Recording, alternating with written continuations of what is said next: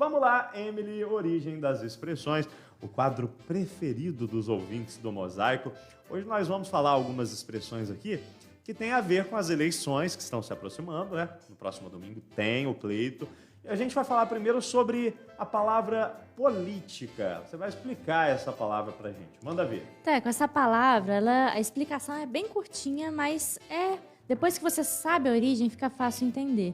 Surgiu a partir da palavra grega polis, que significa cidade. Os políticos eram aqueles que pertenciam às polis, ou seja, eram cidadãos. E depois passou a designar quem administrava e organizava as cidades. Então a origem é que políticos, né, na verdade, eram aqueles que moravam nas polis e depois administravam as cidades, né?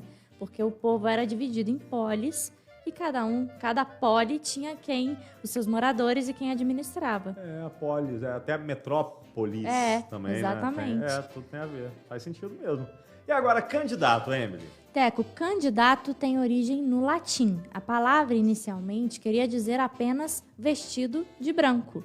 Depois passou a designar os aspirantes a cargos eletivos na Roma antiga, porque, segundo o costume, era assim que todos eles se apresentavam diante dos eleitores. Eles vestiam togas inteiramente alvas. As razões para isso não são claras. O branco dos candidatos, né, tentaria mostrar que ele era cândido, ou seja, imaculado. Uma outra explicação para esse costume do branco como uniforme dos antigos candidatos romanos é a de que eles queriam apenas se destacar na multidão. E esta é a versão preferida dos etimologistas e como os etimologistas, né, mais renomados que eu consegui encontrar essa palavra. Como diz o Silveira Bueno, a veste branca tinha a finalidade de atrair os olhares dos clamadores quando o candidato se apresentava ao povo. Ou seja, candidato vem de cândido. Que remete ao branco. Que remete ao branco. Aí a razão é que eles discutem. Se é para mostrar que eles não tinham mancha, que eles eram imaculados, ou para se destacar, porque não era muito comum as pessoas se vestirem, era como se fosse uma capa branca. E eles saíam andando pelo povo. Médico, um jaleco. Isso. E aí eles saíam andando pelo povo, né, entre o povo, e todo mundo já sabia que quem estava andando ali com essas vestes completamente brancas eram os candidatos. Olha, interessante. Eu não sabia dessa história, não. Legal. Agora, santinho, Emily. Santinho é o que os candidatos, né, os políticos, eles distribuem aí na época de eleição para você ver o número, para você ver o rostinho do candidato, cheio de maquiagem, cheio de Photoshop. Você vê na real, na cara do candidato, todo esburacado. Aí no santinho ele tá maravilhoso. Explica pra gente a origem do santinho. Teco, santinho no contexto da política é isso que você falou, é uma propaganda impressa com informações, né, como o nome do candidato, o número, a foto, e isso é distribuído nas vésperas de uma eleição. O nome, santinho, vem de uma prática relacionada à Igreja Católica, em que as igrejas distribuem pequenos papéis com imagens coloridas de santos que são chamados de santinho. É no formato parecido com esses, né, políticos, com esses santinhos políticos. São pequenos cartões impressos, né, os católicos, que retratam devoções católicas produzidos em massa para o uso dos seguidores religiosos. E isso é muito comum no meio da Igreja Católica e foi adaptado para a questão política. E uma curiosidade, que quando eu estava pesquisando a origem dessa expressão, é que antigamente os santinhos eram vendidos nas ruas. E era uma forma que os cabos eleitorais tinham de ter uma renda dessas vendas, né, para ser utilizada no financiamento da campanha do candidato. Tinha gente que comprava o santinho. Tinha. Que isso. Porque hoje em dia você pede, pelo amor de Deus, pra pessoa pegar de graça. E antigamente eles pareciam com selos, porque sabe aquele recorte do selo, que é todo... tem um aspiralzinho? Era assim que era o santinho antigamente. E era vendido. Olha isso, gente. Você tinha que comprar o santinho. Que Curioso, né? Curioso. Mas era uma forma que eles tinham de financiar a campanha. Se você for me encontrar, eu te entregar, você aceita de graça, não vou cobrar nada. Precisa comprar não, né? E vota lá nos meus candidatos também, ajuda nós. Agora vamos falar de direita e esquerda. Direita e esquerda você já falou aqui uma vez no Mosaico, eu estava ouvindo, mas como a gente está próximo aí das eleições, domingo, vale a pena a gente relembrar, porque tem muita gente que fala, eu sou de direita, ou eu sou de esquerda. E às vezes nem sabe ao certo, né, o que isso representa.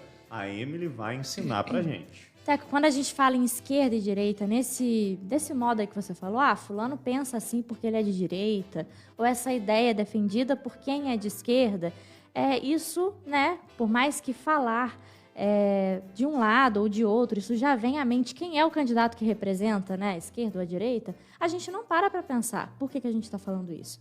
E eles surgiram, esses termos, durante a Revolução Francesa, um dos acontecimentos mais impactantes da história, e foi a partir dela que novos modelos políticos, sociais e culturais surgiram na Europa, enterrando o antigo regime absolutista e espalhando-se para outros continentes. Então, é um pouquinho de aula de história isso aí, tá? A origem dessa expressão. Mas é bem interessante. A Revolução Francesa estourou em 1789 por causa da busca de legitimidade e representatividade política por parte do Terceiro Estado, que era a burguesia.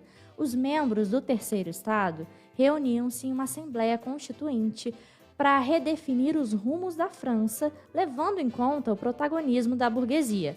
No salão em que a Assembleia se reuniu, dois grupos principais debatiam. Do lado esquerdo, encontravam-se os mais radicais alinhados com a baixa burguesia e os trabalhadores. Os principais representantes desse grupo eram os jacobinos. Já do lado direito estavam aqueles mais moderados, com tendência à conciliação e com boa articulação com a nobreza e a alta burguesia. Eles defendiam a monarquia.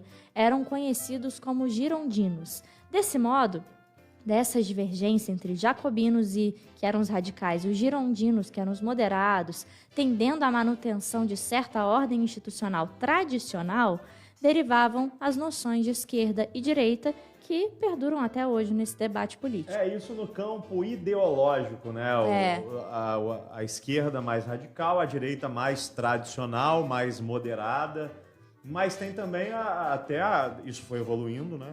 E até o sistema de governo hoje em dia é diferente entre esquerda e direita. A direita, por exemplo, defende um Estado menor, né? Mais a iniciativa privada tomando as ações. Já a esquerda defende que o Estado tem que ser gigante para abarcar todo quanto é tipo de serviço possível. E isso é bem interessante, né? Da gente poder saber a origem e saber do que a gente está falando quando a gente diz que é de esquerda ou de direita, né? Mas as pessoas assim mais, como é que eu posso dizer, as pessoas mais conservadoras, elas falam que são de direita. E aquelas que são mais liberais, aceitam assim as novidades, né? Elas são mais de esquerda. Estou tentando ser que resumidamente o mais polido possível, liberal liberal e nossa, a palavra que você acabou de falar, conservador. Tem a ver com esses dois lados. Essa história aí, porque um é tradicional e o outro era mais, né, como você disse, eram mais liberais, eles estavam mais alinhados com essas outras questões. Por isso que essas expressões surgiram, porque representavam um espaço geográfico. Literalmente a esquerda tinha um pensamento e a direita tinha outro pensamento. E a gente fala até hoje, né? Fala até hoje. O negócio é lá da França. Isso. Hoje em dia a gente tá brigando na internet aqui no Brasil em 2022. Igual aqueles memezinhos que estão agora no Instagram. Já viu? Em pleno 2022, ano da Copa, ano da eleição. Você conhece o Elon Musk? Tá fazendo um foguete, pai. Já viu? Aquele Toguro. Cara, é muito engraçado. Vamos para mais uma. Maria vai com as outras, foi o pedido de um ouvinte ontem aqui no programa. Teco, a mãe de Dom João VI, avó de Dom Pedro I, trisavó da princesa Isabel, ela perdeu o juízo e passou a ser conhecida como a Rainha Louca. As cortes a afastaram do trono e ela ficou confinada em seus aposentos reais. A rainha só saía dali acompanhada por diversas damas de companhia, senão ela aprontava. O nome dela era Maria. Quando o povo via todas aquelas mulheres acompanhando a rainha afastada, sabia que ela não teria decidido passear por conta própria, mas ela tinha sido levada. Olha. E outra curiosidade é que algumas mulheres que acompanhavam também se chamavam Maria. Assim, Maria vai com as outras é quando uma pessoa não tem uma opinião própria, né, e segue a opinião dos outros. É muita mãe falar isso pra filha.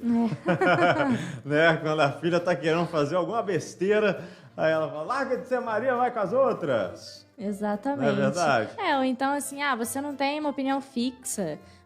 Fulano é muito Maria vai com as outras. Porque qualquer historinha, a pessoa vai acreditar e vai ser levada, vai ser convencida. Hoje a Cíntia falou uma no mosaico, que eu não sei se você já fez, eu ia até te falar na hora, mas tô lembrando agora.